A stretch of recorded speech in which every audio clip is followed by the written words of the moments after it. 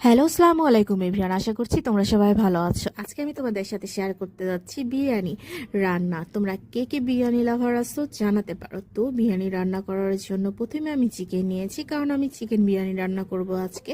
তাই চিকেন নেওয়ার পরে এর মধ্যে পরিমাণ মতো আদা বাটা, রসুন বাটা, এখানে আমি 4.5 কেজির মতো চিকেন নিয়েছি। আমি 2 কেজি রাইসে এটা রান্না করব এবং বিরিয়ানি মশলা সব কিছু পরিমাণ মতো অ্যাড করে দিয়েছি।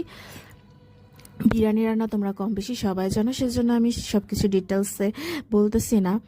তো এটা আমি কিছুক্ষণ ম্যারিনেট করে রেখেছিলাম। তারপর এর মধ্যে আমি কোনো পানি দিই নাই, শুধু একটু দুধ দিয়েছিলাম। তারপরে ওটা ভালো করে কষায় চিকেনটা রান্না করে নিলাম। পাশের চুলায় আমি একটা বড় পাতিলে কিছুটা তেল দিয়ে নিলাম, পেঁয়াজ দিলাম, কাঁচামরিচ দিয়েছি, গরম মশলা দিয়েছি।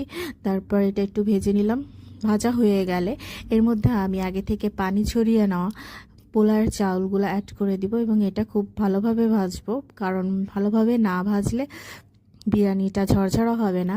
এখানে আমি কিছুটা কিশমিশ অ্যাড করে দিচ্ছি, বাচ্চারা কিশমিশ খেতে বেশ পছন্দ করে। তারপর পাশের চুলাতে আমি পানি আর কিছুটা দুধ অ্যাড করে গরম করতে দিয়েছিলাম। পানিটা যখন ফুটে গেছে আর আমার চালটাও ভাজা হয়ে গেছে, তখন আমি পানিটা ভাজা চালটার মধ্যে দিয়ে দিলাম। 2 কেজি চালে তার ডবল পরিমাণ পানি দিতে হয় আমার জানা মতো। আমি সেই পরিমাণেই আন্দাজ মতো দিয়ে দিলাম। দিয়ে দেওয়ার পর পানিটা দেওয়ার পরে যখন এটা ফুটতে থাকবে এবং 80% কুক হয়ে যাবে, তখন আমি এর মধ্যে দিয়ে দেব আলু বোখারা। বিরিয়ানিতে আলু বোখারা খেতে তো আমার খুব মজা লাগে। তোমাদের কার কেমন লাগে জানাতে পারো।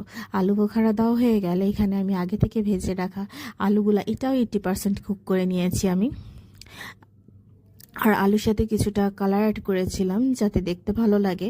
তারপর আলুটা দিয়ে দেওয়ার পরে আমি কিছুক্ষণ নাড়াচাড়া করে বিরিয়ানির যে চিকেনটা রান্না করে রেখেছিলাম সেটা অ্যাড করে দিলাম। বিরিয়ানির চিকেনটা অ্যাড করে দেওয়ার পর এটা আমি ভালোভাবে মিক্স করব, কারণ আমি এটা প্রথমেই দিয়ে দেই নাই। 80% রাইসটা হওয়ার পরে আমি এটা দিয়ে দিয়েছি। চিকেনটা দিয়ে ভালোভাবে রাইসটা নাড়াচাড়া করে ভালোভাবে মিক্স করে নিব। যখন এটা ভালোভাবে মিক্স হয়ে যাবে তখন আমি কিছুক্ষণ দমে রাখবো। কিছুক্ষণ বলতে প্রায় 15 থেকে 20 মিনিটের মধ্যে আমি এটা দমে রাখবো। তারপরে এভাবে দমে রাখলেই বাকিটা কুক হয়ে যাবে। আমি পাশের চুলায় বেরেস্তা করে নিয়েছিলাম, সেই বেরেস্তাটা আমি দমে রাখার পরে দিয়ে দিচ্ছি। বেরেস্তা দেওয়া হয়ে গেলে এর সাথে আমি কয়েকটা কাঁচামরিচ দিয়ে দিব। বিরিয়ানি খাওয়ার সময় কাঁচামরিচ আর পেঁয়াজ ছাড়া তো আমার চলেই না। এই যে কাঁচামরিচ দিয়ে দিলাম।